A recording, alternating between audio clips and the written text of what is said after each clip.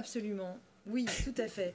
Nous étions censés maintenant profiter des lumières de Frédéric Audrenne, qui est là, c'est cloué au lit par une mauvaise grippe. Alors il contribuera à la publication, mais donc c'est vrai que Frédéric avait eu la mission délicate, et il y a passé du temps, de situer le SIEJ dans l'histoire de la théorie francophone du droit de ces dernières décennies.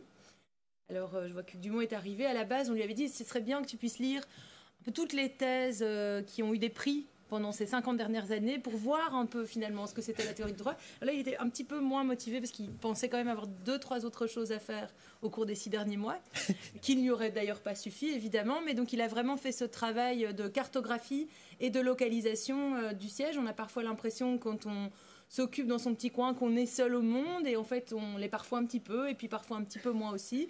Et donc voilà, ça aurait été passionnant, mais il faudra attendre l'écrit.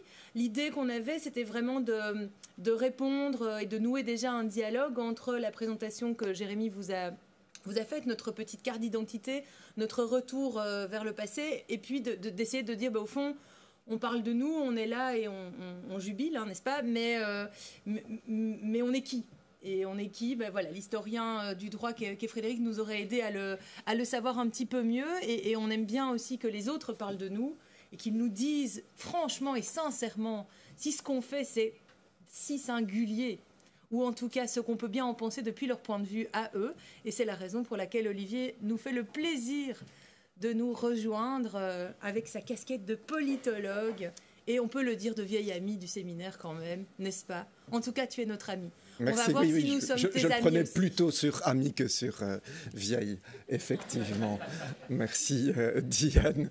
Et merci donc aux organisateurs, organisatrices de m'avoir invité pour cette session d'ouverture. Alors pour ceux et celles qui ne me connaîtraient pas d'où je vais parler pour cet exposé, moi je suis politologue. Ma formation en sciences politiques, elle a été faite à l'Université libre de Bruxelles, où j'ai aussi eu une spécialisation de 2 années en droit international qui m'a davantage ouvert donc sur ce qu'était le droit, et j'ai été engagé ici comme le premier professeur en sciences politiques à temps plein de Saint-Louis en 2001, étant donné que la première candidature spécifiquement de sciences politiques à Saint-Louis, c'est seulement en 1996 qu'elle voit le jour. Mais cela dit, j'ai fréquenté cette maison déjà depuis 1992 avec mon première activité de chercheur rémunéré dans le cadre d'une recherche sur les fondements normatifs de la régulation socio-politique des personnes et de la famille en Europe, menée sous la direction de cette figure ô combien inspirante de ma trajectoire professionnelle qu'est Jacques Commaille, dont je salue la présence parmi nous. Et par la suite, j'ai donc eu un mandat à Cartan d'assistant à la faculté de droit sur des séminaires de sciences humaines, sociologie politique pour ma part, en première année. Et puis on a cofondé avec ma regrettée collègue sociologue Anne de Villers le Centre de sociologie politique du droit, en référence à cette nouvelle notion que Jacques avait conceptualisée dans les premières pages de son livre « L'esprit sociologique des lois ». Et c'est ce Centre de sociologie politique du droit qui en 2001 va être reconverti en CRESPO, l'actuel centre de recherche en sciences politiques. Alors j'ai fréquenté le siège, mais par éclipse, et j'allais dire de moins en moins, ma dernière intervention au séminaire étant dans le cadre de ce cycle sur la formation en droit dont tu as parlé, Jérémy, à l'instant. Alors donc comme cela avait été présenté dans l'invitation qui m'avait été faite et repris aussi dans le descriptif de notre colloque, il s'agit ici, durant cette journée, de contribuer à revisiter les postulats fondamentaux qui sont à la base de la démarche du siège. Et pour ce faire, les porteurs de ce colloque ont fait appel à des collègues externes à la discipline juridique et ou au séminaire. Et donc, c'est évidemment parmi ces collègues que je me range. Et donc, je me suis dit que ça pouvait être intéressant, vous verrez d'ici un quart d'heure si c'était bien vu, qu'une partie significative de mon intervention soit faite sur, en fait, la manière dont un collègue extérieur, ici, de la discipline de Sciences Po, voit ces postulats fondamentaux du siège. Et puis, alors, dans un deuxième temps plus court, je proposerai quelques piste pour un dialogue interdisciplinaire avec évidemment la Sciences Po. Donc, sur la partie 1, et sous réserve que ça fait 10 ans que je n'ai plus fréquenté le siège, j'avais fait un peu mon naïf et j'étais parti d'une idée que j'avais sur ce qu'était, comment on pouvait qualifier la démarche donc sur un plan épistémologique du siège, et j'étais parti sur aller lire des descriptifs de cours donc dans le cursus de droit, mais je vais vous en faire grâce, car effectivement cela ressort bien de l'exposé de Jérémy. Je pense qu'on est tous d'accord pour labelliser la démarche du siège comme étant une démarche de théorie critique et interdisciplinaire du droit. Alors, 3 caractéristiques fortes qui, comme les mousquetaires, en sont 4, car effectivement, le du droit ne signifie pas simplement le droit comme objet, mais signifie aussi le droit savoir, et en particulier donc ce qu'on dénomme le positivisme juridique dans les disciplines juridiques au pluriel. On appelle ça aussi dogmatique juridique ou doctrine juridique. Et comme effectivement Jérémy l'a déjà dit, c'est pour ça que je vais vite ici dans Média, le droit savoir dans l'univers des sciences humaine a cette originalité de tirer ses méthodes de décryptage de son objet, de l'objet même qu'il va décrypter. Et donc c'est cette idée que les méthodes d'interprétation du droit sont établies par le droit en vigueur ou en découlent. Et ça, c'est quand même quelque chose effectivement d'assez singulier. C'est cette idée que donc le droit comme discours, c'est à la fois une science et une technologie. Je reprends ici les mots de Jérémy pour aller de l'avant. Et donc effectivement, dans cette idée que le droit au sens du positivisme juridique marque beaucoup moins que dans d'autres sciences humaines la différence entre le regard scientifique et le regard du praticien, on a donc cette interrogation de où situer cette rupture épistémologique entre le discours d'un acteur, certes un discours très sophistiqué, très élaboré, qui est celui du praticien, et un discours d'un observateur, qui est celui du scientifique. Alors donc maintenant, je peux me poser et déballer chacun de ces 3 qualificatifs en les prenant chacun au sérieux, c'est-à-dire en se disant, mais au fond, ils apportent chaque fois une plus-value par rapport aux qualificatifs précédents, parce qu'on a parfois l'impression qu'en fait, ils s'agencent dans un tout, et donc on les comprend comme tout, mais pas nécessairement comme partie d'un tout. Et donc voilà, c'est la démarche ici que je vous propose de suivre avec moi. Donc d'abord, une approche de théorie du droit, c'est sans doute le mot le plus fort des 3, c'est celui qu'on va retrouver dans l'intitulé de notre colloque du jour. Ce n'est, à mon sens, pas un hasard. Et donc, qu'est-ce que c'est qu'une théorie ou le champ théorique dans une branche des sciences humaines? C'est ce sous-branche ou ce sous-domaine de ce domaine particulier de savoir, cette discipline qui a pour objet spécifique de généraliser les connaissances produites à l'échelle de ce domaine tout entier. Et donc, pour prendre une image, c'est donc une branche de cette discipline qui veut prendre de la hauteur, qui veut prendre un point de vue en surplomb, qui veut monter en généralité, pour prendre donc des expressions que vous connaissez évidemment bien. Et donc, on va ici parler d'une théorie générale du droit, et c'est peut-être à souligner qui a le mérite, me semble-t-il, pourtant je parle ici d'un point de vue externe, de précisément se situer à l'échelle de l'ensemble du droit, dans une évolution qui concerne le droit, mais qui concerne, je pense, toutes les sciences humaines, vers une spécialisation grandissante des savoirs à l'échelle de branches ou de sous-branches du droit. Et donc le fait même de se situer ici dans un savoir qui entend produire des généralités à l'échelle de l'ensemble du droit, hein, au-delà du droit interne, du droit international, droit public, droit privé, administrativiste, constitutionnaliste, etc., est un point original, je dirais, de la démarche. Je pense que c'est utile de le souligner. Voilà. Alors, dans un sens plus étroit, évidemment, ça va dépendre de sur quel terreau épistémologique on veut théoriser, on veut monter en généralité.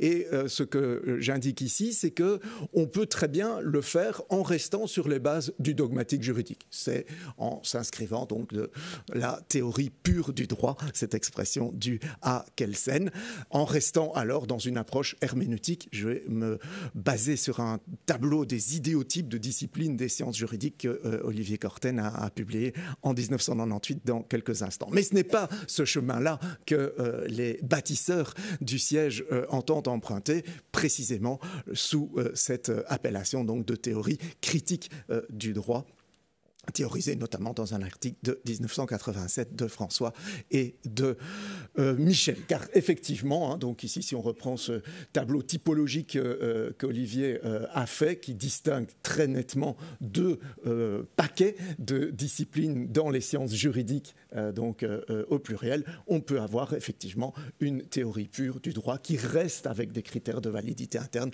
qui reste d'un point de vue interne, pour reprendre cette expression qui va revenir, tandis qu'effectivement, à partir du moment où on prend ce qualificatif de théorie critique du droit, ça veut dire qu'on ne va plus se situer exclusivement dans cette partie-là du tableau. On va sortir d'une approche qui serait exclusivement herméneutique. Et donc, critique, au sens général, c'est l'action de juger. Et une action de juger, pour prendre une autre image, c'est alors prendre de la distance, en fait, tant sur l'objet que sur les savoirs institués qui en rendent compte. À la manière d'un critique d'art ou d'un critique du cinéma, on n'est pas directement dans le goût ou le dégoût de l'œuvre à laquelle on est confronté. On essaye de la resituer, et resituer, ça veut dire la contextualiser ou la recontextualiser, le droit en contexte. Et ici, il n'est pas d'accord avec mon propos. On ne va pas mettre à jour maintenant, mais là, c'est un juriste. Il propose, mais une seule solution apparemment. Donc, voilà. Donc, en s'inscrivant dans les pas d'un article de Michel Miaille de 1992, donc contextualiser le droit, ça peut donc avoir des implications à la fois sur la manière dont on traite le droit objet, et donc ça c'est l'idée de le dénaturaliser, donc de ne le pas prendre comme donné, même si c'est une démarche analytique, où on essaye de l'isoler de ces éléments qui proviendraient de son environnement social pour le voir de manière pure, pour reprendre cette expression de Kelsen, et au contraire ici, de prendre en considération ces imprégnations sociales, donc des traces qui sont laissées par l'environnement extra-juridique sur les phénomènes juridiques. Et sur le plan alors du droit savoir, c'est l'idée de relativiser en fait les analyses et optiques d'analyse portées par la dogmatique juridique ou une approche herméneutique, prendre conscience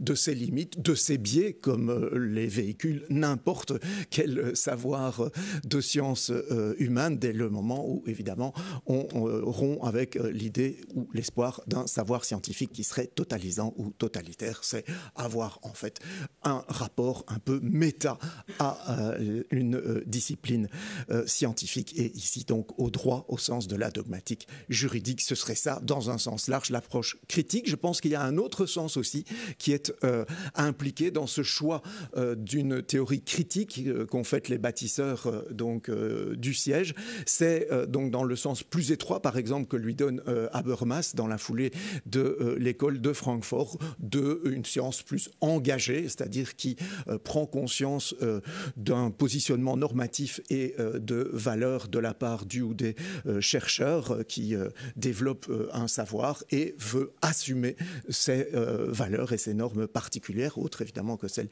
qui sont dans le droit, dans une science qui se veut émancipatoire.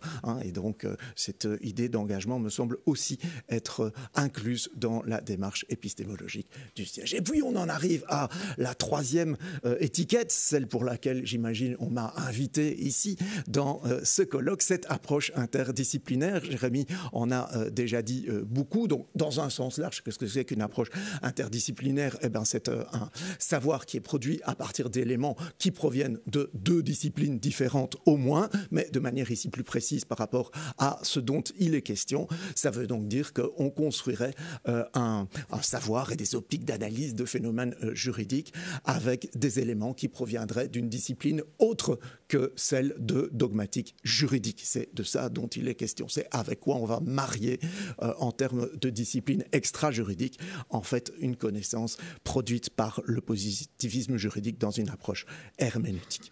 Dans le sens étroit, Jérémy l'a dit, et donc je vais être plus rapide que ce que j'avais prévu, le savoir interdisciplinaire est plus ambitieux que pluridisciplinaire et moins ambitieux que transdisciplinaire. Tu avais fait référence à un article critique de Hugues Dumont qui, entre-temps, est arrivé, et effectivement interdisciplinaire dans l'idée de articuler des éléments qui viennent donc d'une autre discipline que la dogmatique juridique, avec des éléments de la dogmatique juridique sur un registre de référence qui doit être soit d'une discipline autre que les sciences juridiques, soit de la dogmatique juridique. Et donc ça, c'est cette idée, à mon avis, importante ici. Il faut une discipline maîtresse pour faire atterrir le dialogue interdisciplinaire. Donc, et évidemment, laquelle est-ce qu'on va rester dans un point de vue lié ou inspiré par la dogmatique juridique, ou est-ce qu'on va en sortir pour aller dans une des autres sciences humaines ouverte à cela. Et donc, cette question, c'est celle qui va donner le plus de marge de manœuvre, en fait, aux recherches concrètes qui vont être menées dans le cadre de cette démarche épistémologique du siège, et où on va, alors, à chaque fois, situer le curseur sur un axe qui va être délimité par deux pôles. Le fameux pôle délimité par l'expression du point de vue externe modéré, bien connu de ceux et celles qui ont fréquenté le siège, théorisé par François et Michel en 1987. Donc, leur idée forte, c'est de dire le droit ne peut pas s'expliquer par le droit. Et si on veut dépasser une simple compréhension des raisonnements et de la rationalité juridique pour pouvoir expliquer les phénomènes juridiques, il faut alors se situer dans un point de vue externe en dehors du droit. Mais celui-ci doit être modéré dans le sens où il doit prendre en considération le savoir de dogmatique juridique et le savoir donc interne, parce que sans ça, le droit est une boîte noire et ça n'est pas le but de la démarche. Et alors en contrepoint, quelques années plus tard, oui, contrepoint, il n'aime pas non plus. Ok, alors, hop, on va le remettre là. Ah, il préférait l'exposé en fait de Jérémy, qui était bien. Oui, non, moi je trouve aussi. Je trouve aussi. Il y a certaines choses peut-être qui nous ont échappé, donc si tu peux. Voilà. Ça qui était bien aussi. Hein? Alors on y est. Et alors c'est là qu'on se mord les doigts d'avoir mis des puces, parce que c'est 10 fois plus long. Tu décomptes sur mes 20 minutes, parce que... Alors j'en étais un peu plus loin. J'en étais à la dia suivante. Voilà.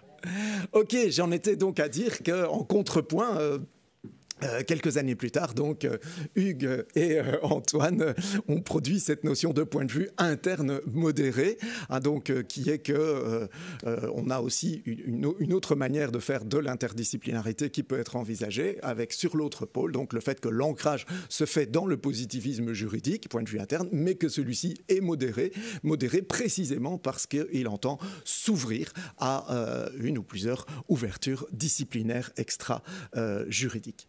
Et donc, c'est vraiment la question épistémologique, parce que c'est là que ça laisse le plus de jeu, de marge, évidemment, aux chercheurs et aux chercheuses, de savoir où placer le curseur, donc jusqu'où aller dans l'interdisciplinarité, comment, et évidemment, question cruciale, avec laquelle des disciplines extra-juridiques, ou lesquelles, si on est encore plus ambitieux et qu'on le ferait avec plusieurs disciplines. Et donc, ça implique de savoir ce qu'on va aussi aller chercher dans des éléments factuels, qui ne sont pas ceux qui sont sous le radar du positivisme juridique habituel. Et puis, bien évidemment, comment est-ce que l'on va construire des cadres ou des optiques d'analyse hybridées entre le savoir de la dogmatique juridique ordinaire et un autre savoir venant d'une autre discipline des sciences humaines. Et donc, dans ce cadre-là, ma dernière partie de mon exposé serait donc pour rompre quelques lances pour un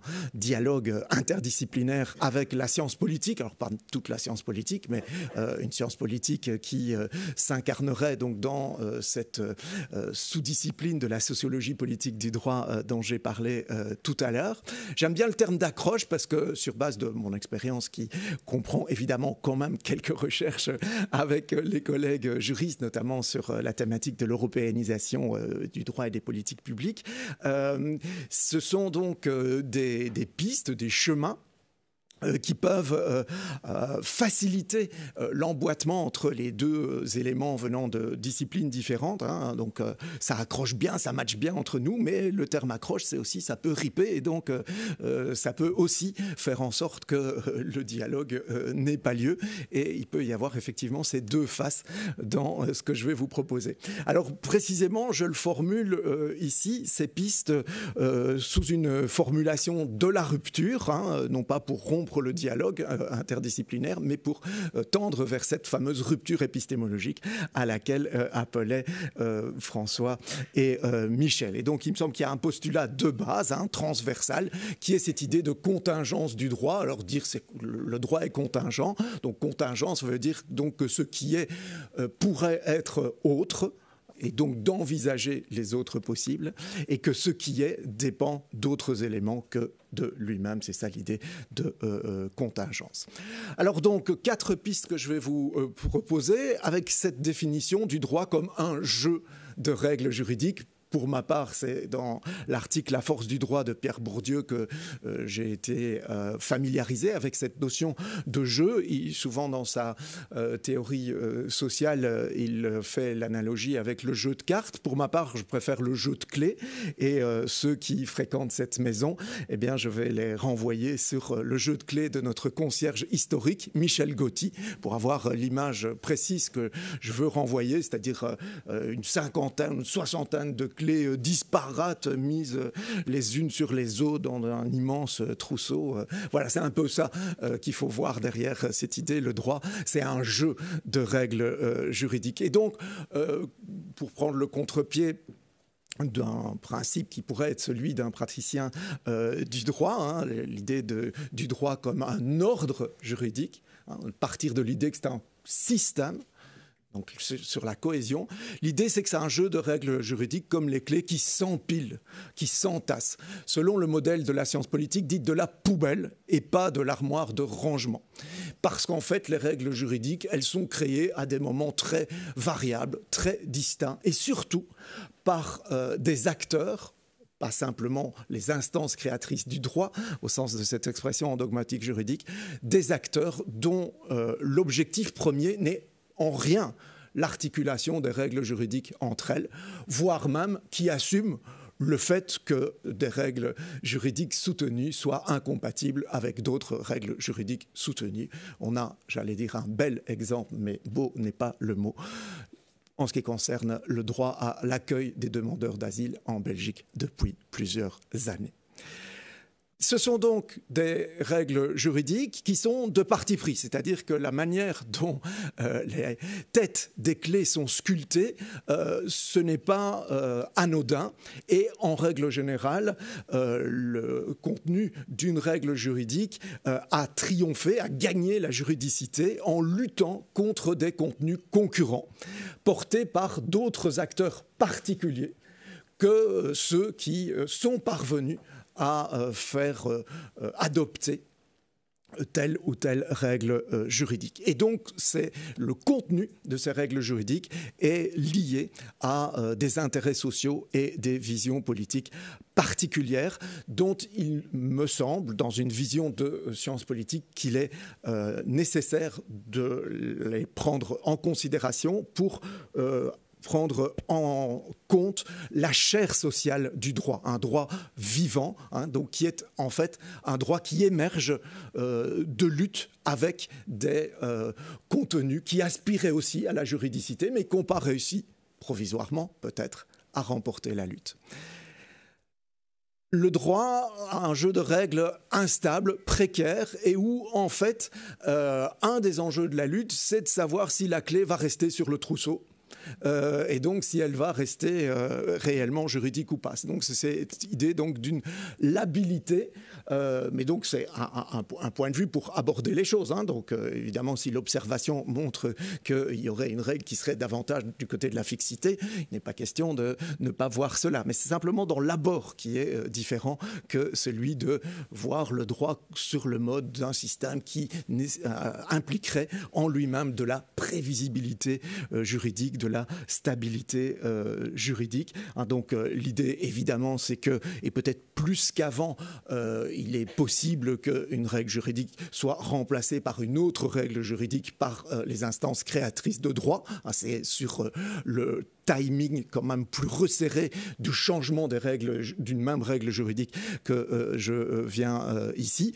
Ceux qui ont assisté au mois de mai dernier à vote d'un décret par le Parlement de la Communauté française qui faisait un moratoire sur l'application de règles de finançabilité des étudiants dans l'enseignement supérieur, règles qui n'étaient même pas encore entrées en vigueur au moment du vote du moratoire, ont un bel exemple ici de cette instabilité.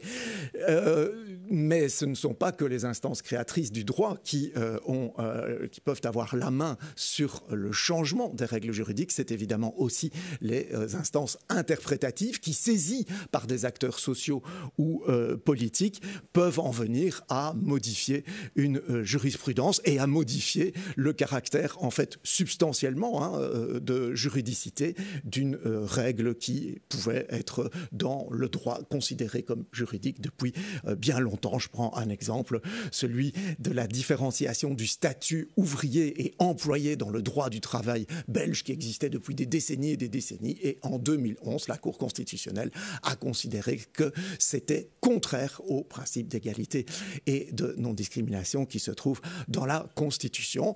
En 1993, elle l'avait déjà en fait considéré dans son argumentation, mais n'en avait pas tiré des effets pratiques qui étaient que dans les 2 ans, le législateur devait abolir cette différence de statut, entre employés et ouvriers. Et donc, on était dans une situation où on pouvait se dire qu'au fond, pendant 20 ans, au minimum, on avait donc une règle de droit dont la juridicité n'était plus acquise aux yeux d'une des instances autorisées à interpréter le droit. Donc cette idée qu'en fait le droit recèle du non-droit de manière structurelle et qu'en fait c'est propre à sa nature parce que ce qui est non-droit n'est pas naturel, c'est une construction et ça peut évoluer avec les mentalités et surtout avec les mobilisations d'acteurs sociaux et politiques. Prenons aussi l'exemple des mobilisations transgenres par rapport à la possibilité de changer officiellement de sexe.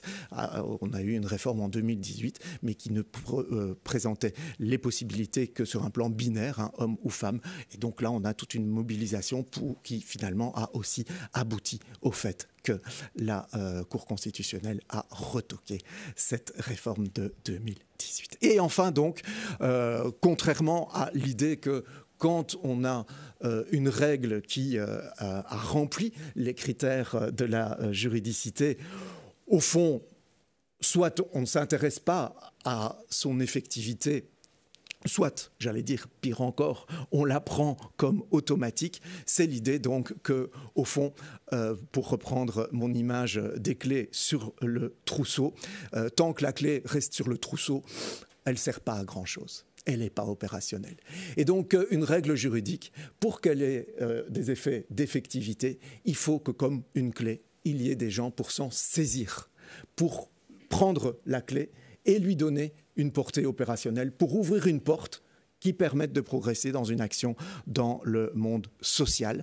Et donc, en fait, de voir ces règles juridiques comme toute une série de moyens potentiels qui vont avoir une portée effective extrêmement variée, comme faire un très beau travail de Diletta Tati et Christine Guillain sur l'application des sanctions administratives communales pour des comportements de contravention aux règles restrictives de la liberté pour lutter contre le Covid, qui montre que en fonction des différentes communes de la région de Bruxelles-Capitale, on n'a pas du tout eu les mêmes comportements en termes de dresser des PV, en termes de faire des suivis de dossiers par le fonctionnaire sanctionnateur, en termes finalement de sanctions sur les personnes.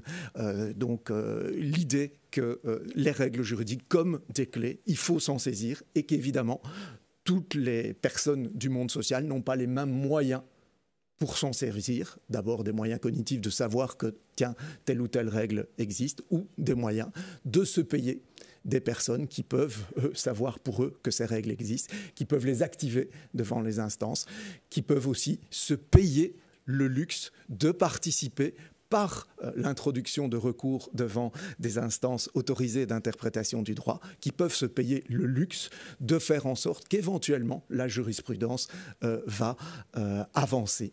Je prends ici l'exemple d'un projet urbanistique en région de Bruxelles-Capitale où pour la 7e fois, des riverains sont devant le Conseil d'État par rapport à la délivrance d'un permis d'urbanisme pour l'exploitation de l'ancien site de l'hippodrome de Boisfort situé sur le territoire du Cleux. Tout ça coûte de l'argent, pas tellement pour déposer la plainte, mais pour payer de bons avocats qui pourrait avoir des chances de faire évoluer la jurisprudence dans ce sens-là. Même la jurisprudence, la plupart du temps, elle dépend en fait de mobilisations qui sont externes au droit d'associations, de partis politiques, etc. Voilà, j'espère donc qu'avec ces 4 pistes, je suis peut-être dans des propositions de rupture épistémologique, mais pas de rupture du dialogue interdisciplinaire. Je vous remercie pour votre attention et je nous souhaite une bonne continuation et de bons travaux.